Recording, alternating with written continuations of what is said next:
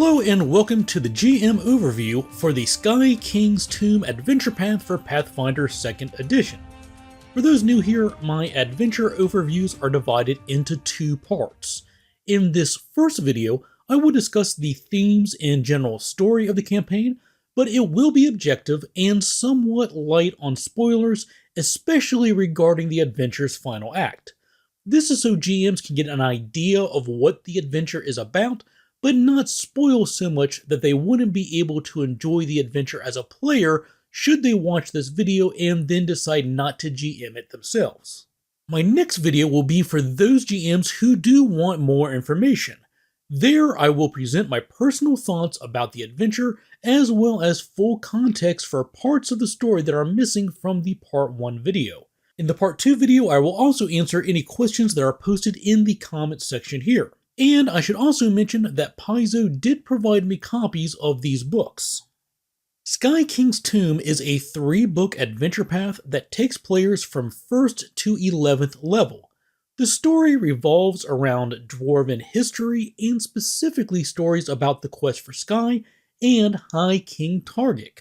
Entire videos could be dedicated to covering the quest for Sky, but simply put, this refers to the great dwarven exodus thousands of years ago that caused the dwarves to dig higher and higher until they finally arrived on the surface of Golarion.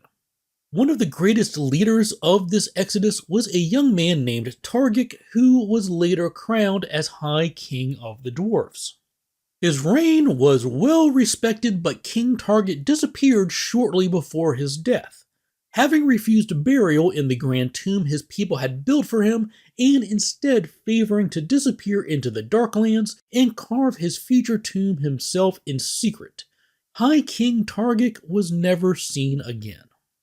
Book 1, Mantle of Gold. The adventure begins with the players being invited to the Dwarven Sky Citadel of Highhelm by Clan Tolor. Clan Tolor is responsible for maintaining and sharing Dwarven history, and the exact reason for each player to have been invited may differ. One player might be a curator from a human museum wishing to learn how the dwarves maintain historical artifacts, another might be an elven scholar wishing to learn about the Darklands, while another player might have been invited by the clan to partake in a sharing of cultures. This serves as a simple explanation as to why non-dwarves may be in the city, and the player's guide offers 6 new backgrounds that can also be used to tie players to the story. The first chapter of the book invites the players to explore Highhelm to their heart's desire. This is a massive sandbox where they go where they wish and participate in many activities should they choose. These include visiting a cloud dragon at the Cloudspire Embassy, serving as a language tutor to dwarven clans seeking better communication with the outside world, rescuing a young kobold from a maze, investigating a mass poisoning at a local tavern, and many more options such as playing Basilisk, which is a team sport that's sort of like dwarven football, the rules of which can be found in the Lost Omens Travel Guide. Although this is a free-form sandbox, it's not exactly simple sightseeing, as the players will be encouraged to engage with the local populace and build some renown amongst the dwarves. This is managed through the reputation system as detailed in the Game Mastery Guide. Each of the activities the players engage with while exploring the different districts of Highhelm award reputation points that track their growing popularity amongst the citizens of Highhelm. And although it's not required, I do recommend that GMs get a copy of the Lost Omens Highhelm book to help guide and flesh out their players' exploration of the city. All of the players' good deeds eventually draw the attention of a man named Crowhan, a dwarf living in exile after having stolen and then lost High King Targic's clan dagger many years ago. He seeks to enlist the players' aid in retrieving this lost relic and atone for his crimes with Clan Tolor. This expedition to recover the relic will take the heroes through fungal caves, underground caverns, and the ruins of an old city that now is home to Zolgaths and other dangers to reclaim the lost clan dagger of King Targic. The players return to Highhelm just in time for Clan Tolor's family festival, in which they have been asked to participate. Specifically, Crohan asked the players to help him restore his reputation with the clan. This plays out as an extended social encounter using the influence system from the Game Mastery Guide, as the players dress up in their finest fashions and rub shoulders with some of the most influential figures in the city. The players will also visit the Ancestors' Walk, an extensive library and museum, to perform some research.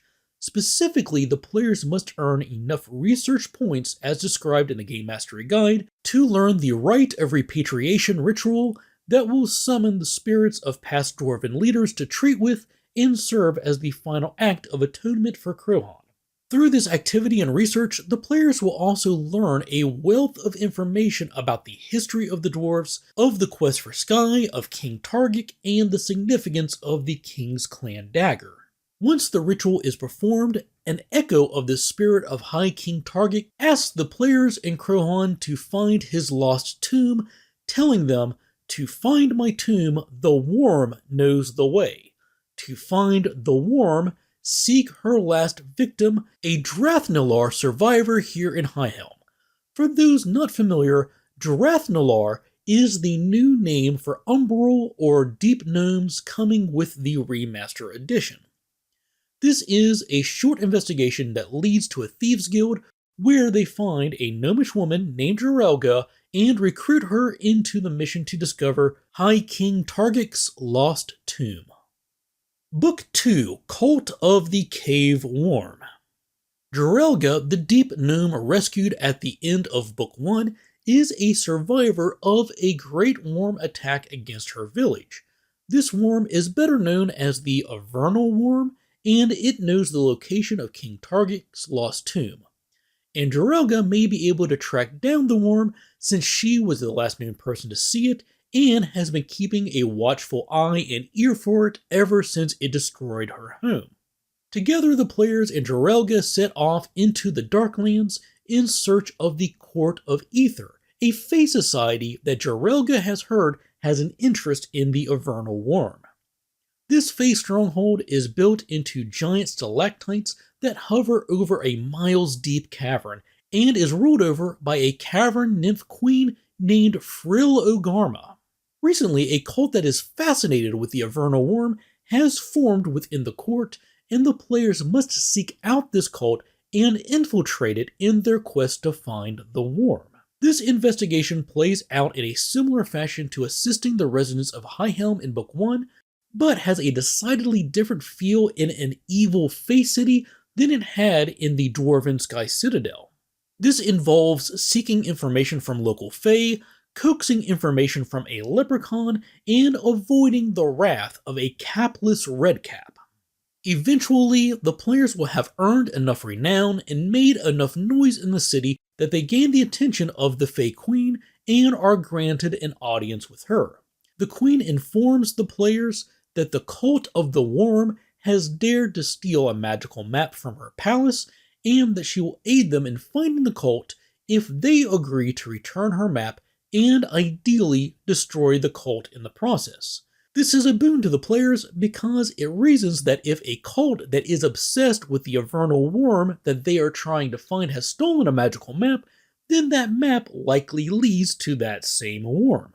Through some efforts and negotiations, the players eventually gain access to the cult, but unfortunately, the ritual that is performed when admitting new members into the cult is interrupted by an earthquake that fortunately destroys the cult, but also cuts the players off from their route back to Highhelm and forces them onto a more dangerous path.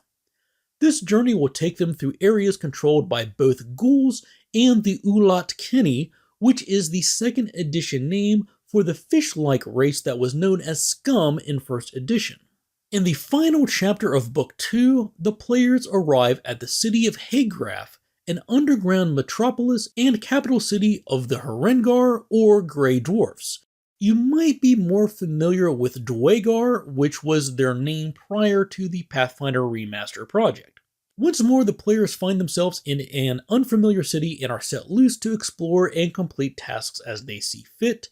But the key difference this time is instead of trying to earn reputation points to build their renown within the city, they're trying to avoid earning awareness points that represent how much attention they're getting while trying to infiltrate the city.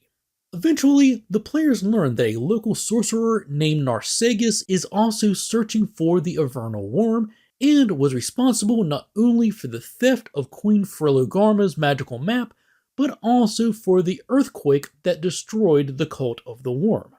Their investigations lead them to the local Bureau of Magic, where a rival of this sorcerer offers a partnership to bring him to ruin. This involves the PCs breaking into Narcissus' penthouse to steal whatever evidence they can find regarding his plans. In doing so, the players will learn that Narcissus plans to gain control over the Avernal Worm and is also amassing an army beneath the dwarven city of Romgrimdur in preparation of invading the surface world. Book 3, Heavy is the Crown. Book 3 begins with the players having returned to Highhelm to report on the impending crisis.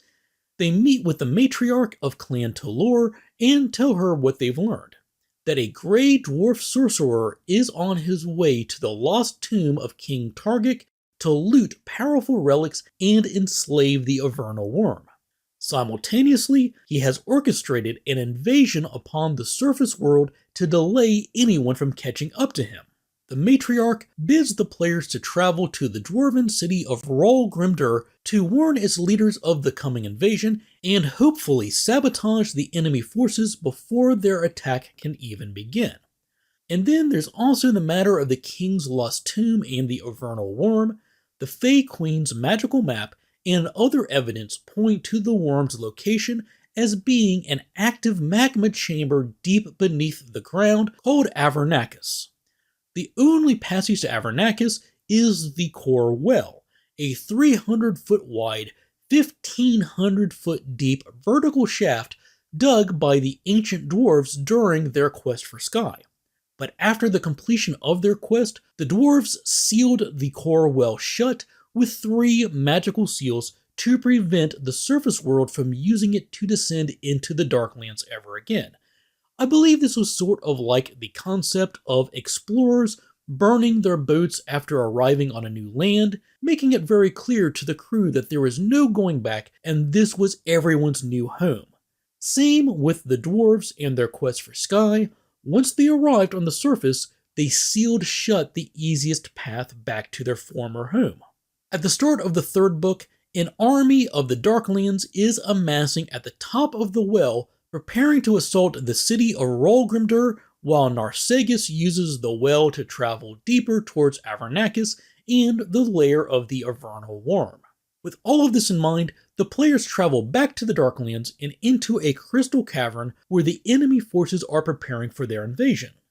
Working with troops and scouts under their command, they can begin sabotaging the enemy army by performing various acts that earn sabotage points, which are essentially victory points using the system from the Game Mastery Guide. In the 2nd chapter of the book, the players pass through the crystal cavern and into the core well. Although the player's party is able to slip into the well through a breach in its side, 3 magical seals must be removed in order to open the top of the well and allow an army of surface dwarves to flood in from above and attack the Darklands forces. To remove each of the seals, the players will need to perform a specific task. To remove the first seal, they will need to earn the trust of the cavern nymph by purging corruption that infests the well. To remove the second seal, they must barter with a spirit and sacrifice something dear to them, and to remove the final seal, they must reunite the spirits which were invoked in the creation of the seal. And in the final chapter of the campaign, the players travel to the base of the core well and into Avernacus, the molten lair of the Avernal Worm. There, they will finally face Narcissus, the Avernal Worm, and ultimately find the lost tomb of High King Targic. As is my custom, I don't want to spoil the climax of Adventure Paths in these first videos, so I'm going to stop there. but if you wish to get additional details, make sure you watch the follow-up video, which should be released within a week. So there you have it, an overview of Sky King's Tomb for prospective GMs. I will be following up this video with another that shares my personal take on the campaign, so be sure to share any questions you may have in the comments section here, and I'll try to address as many of those as I can. Just keep in mind that I have not played this campaign, I've only read through it, so I may not be able to answer some things such as encounter balance. The second video will also discuss some of the spoiler material that I omitted from this video. And as always, I want to take a moment to thank everyone who supports me, whether that's by clicking the like button, subscribing to the Patreon, or subscribing to this channel. Thank you for all of your support. With that, thanks for watching, take care, and happy gaming.